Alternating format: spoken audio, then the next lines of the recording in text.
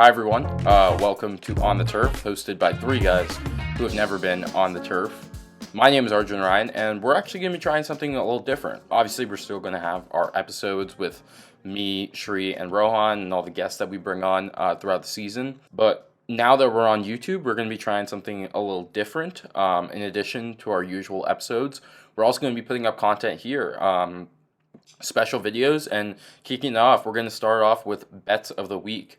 If you guys have been on our Instagram, if you aren't, go check it out at On the Turf podcast on Instagram. But we've been doing bets of the week for the past couple weeks, giving you guys our best picks against the spread for the NFL season. And we're going to be talking about those picks more in depth in this video.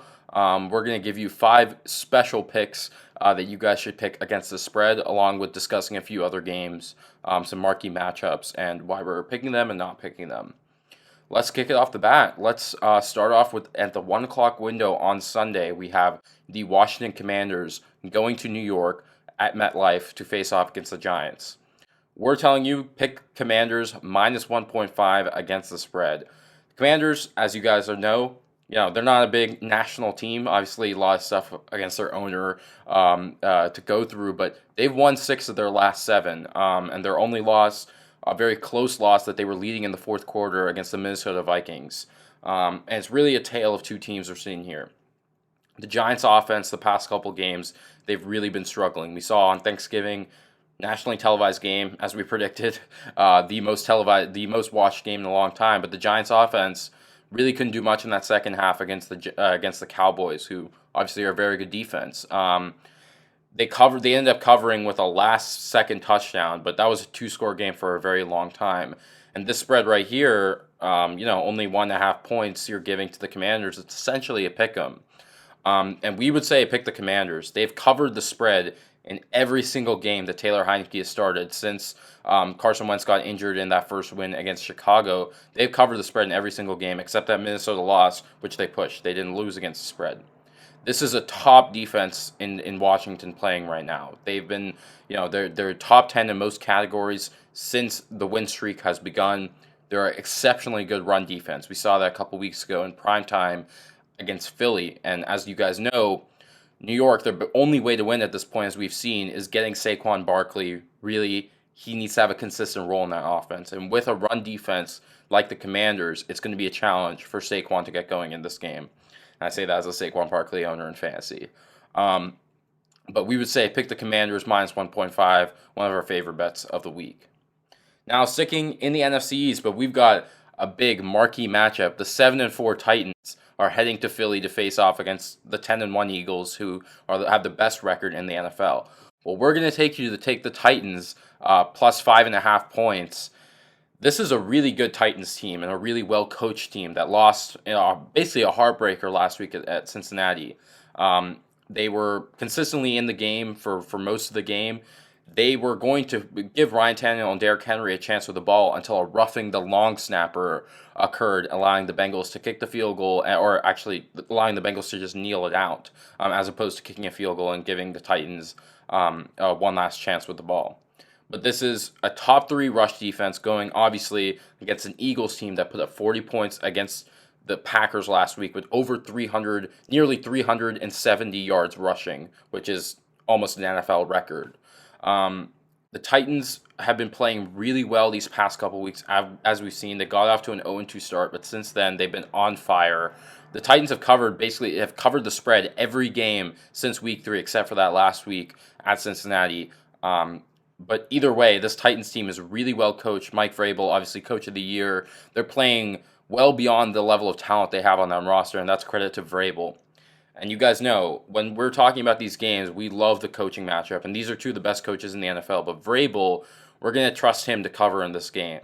Let's remember that the Eagles' Achilles heel of their team, if there is one, is that run defense. And we saw the Packers, they were running the ball really well until which point that the Eagles' offense took this game away. But the Titans have a run defense that's much better than the Packers. Top 3 run defense in the NFL in terms of yardage. And we saw a good run defense, as we just talked about with the Commanders a couple weeks ago on Monday night. We saw them stop the Eagles and allow them to get a win over the Eagles.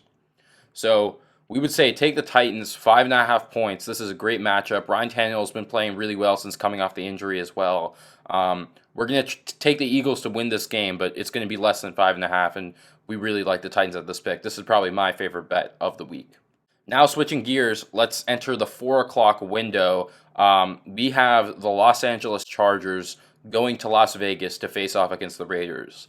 Two teams that are underperforming relative to their preseason expectations, but the Raiders had an absolutely stunning win last week in overtime, 40-33 against the Seahawks. Josh Jacobs, over 300 yards from scrimmage. A lot of you, great fantasy days. I was facing Rohan actually, and he still lost to me despite having Josh Jacobs, which made me feel pretty good. But either way, this Raiders team has been playing pretty well. They're on a 2-game win streak.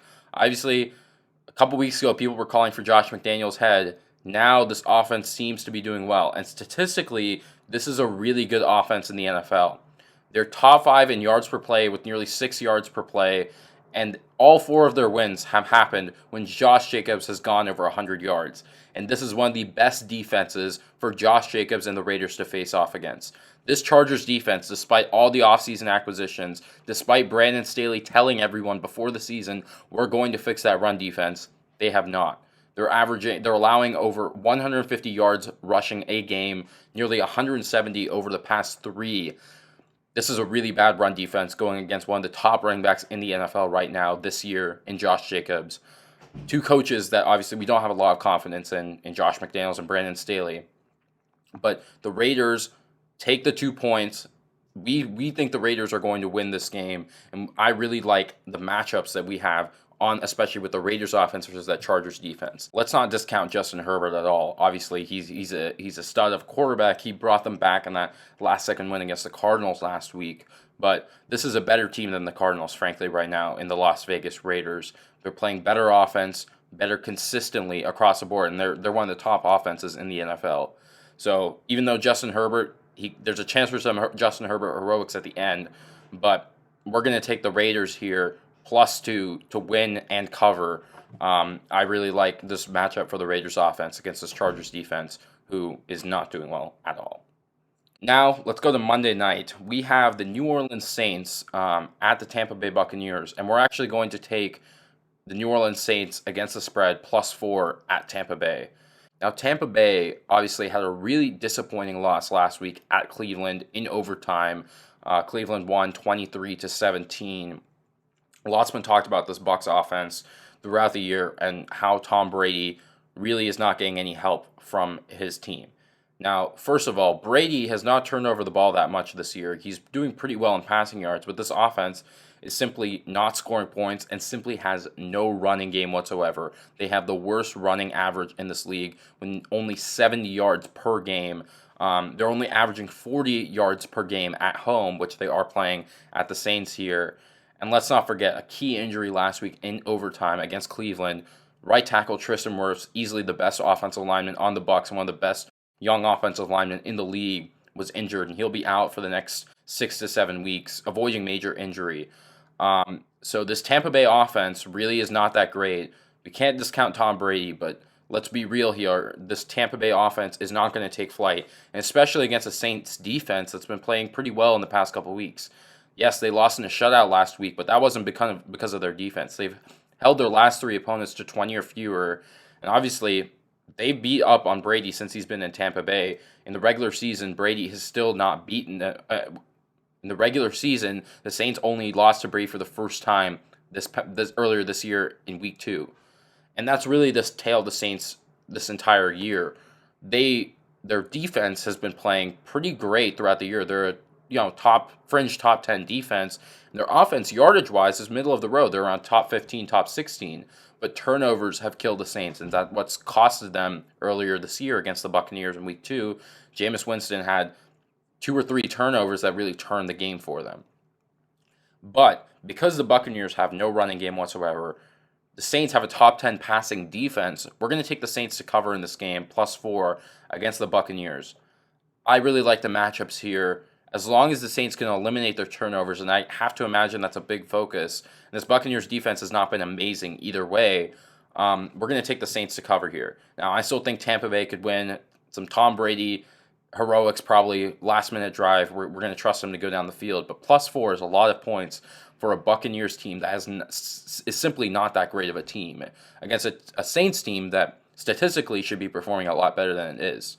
So we're going to hope, or we're going to say that these averages are going to level out a little bit, and the Saints are going to make this close, as they did in week 2, but again, the turnovers killed them. So going over our picks real quick, we're telling you to take 3 dogs, actually. The Titans +5.5, the Raiders +2, and the Saints +4 at Tampa Bay. We also, like we said at the beginning, we love the Commanders -1.5 against the Giants. But before we end off bets of the week for this week, let's talk about 2 of the biggest games of the week that we haven't talked about, obviously, in terms of a betting context. But these are, on paper, in my opinion, 2 of the best games of the season and 2 of my most anticipated. Let's first kick it off. Both at 4 o'clock window. Dolphins going to San Francisco to face off against the Niners. A lot of stories here. Mike McDaniel facing off against his mentor and coaching partner in Kyle Shanahan. They were together, for over a decade through Houston, Washington, Atlanta, now and previously on the Niners last year, where now McDaniel is the coach of the Dolphins. Can't say enough about how well Tua Tagovailoa and this Dolphins offense is. They're a top 3 offense in all the useful metrics. Tyreek Hill, Jalen Waddle, both top 5 receivers, and are playing really, really well this season. This Niners defense also is no slouch. They're basically the best defense in the NFL statistically. And this offense has enough weapons that when they put it all together, they can do really well. But that's the thing, right? Because there's too many unknowns in this game. We don't know how this Niners offense will perform against this Dolphins defense. The current spread is -3.5. We're not comfortable taking the Niners at that, nor are we comfortable taking the Dolphins because of the defensive matchup versus the Dolphins' offensive line specifically. Teron Armstead suffered a pectoral strain halfway through the Texans game last week, which could really complicate things for a Dolphins offensive line where he's their biggest piece. Going against Nick Bosa and that rest of the Niners defensive line who could potentially be getting Eric Armstead back as well, we're not comfortable taking either of these 2 teams at the spread right now, but this should be a really fun matchup to watch, and we're really excited to see how this game shakes out. The other 4 o'clock game is obviously the Kansas City Chiefs AFC Championship rematch at the Cincinnati Bengals. The Chiefs are favored by 2.5 points right now, but we're gonna say that we're not comfortable taking either of these 2 teams right now, even though both of them are playing lights out football. The Bengals are getting Jamar Chase back, and they have been playing really well without him, averaging over 30 points a game. The Chiefs, obviously, what can you say about the Chiefs? As we talk, if you guys have seen my last episode, I'm fully on the Chiefs. I regret making any picks against them this entire year because they've proven me wrong at every scenario. But here, this could be a big test for the Chiefs. The Bengals beat them twice last year, both at Arrowhead and at Cincinnati. These are 2 different teams than when they faced off last year, though. Chiefs no longer have Tyreek Hill. The Bengals, obviously, coming back with a new offensive line and renewed hopes for a championship this year after starting 0-2. But we're not comfortable taking either of these 2 teams here. If I were telling you, I would say take the Chiefs at 2.5, but Joe Burrow and the Bengals, they're just too frisky. They could make something happen on the last drive. I don't know. These 2 games, Dolphins, Niners, Chiefs, Bengals, amazing on paper. Can't wait to watch them. But betting them would be probably not make these games as fun to watch, given how back and forth they're likely to be. But you got these 4 picks that we gave you at the beginning of the week with bets, or at the beginning of this video with bets of the week. Again, take the Titans, take the Commanders, take the Raiders, and take the Saints. We're pretty confident in these, and we're really excited to see how they turn out. But thank you guys so much for listening. We look forward to bringing you more content like this, not only with bets of the week, but also playoff predictions, all that kind of stuff in addition to our usual episodes. So let us know in the comments. Let us know on Instagram at On The Turf Podcast if you want to see more of this kind of content. We're going to be really happy to bring it to you, along with everyone else, Rohan, Shri, and all of our guests as well. Thank you guys for listening. Have a great week 13, and we'll see you next week on The Turf.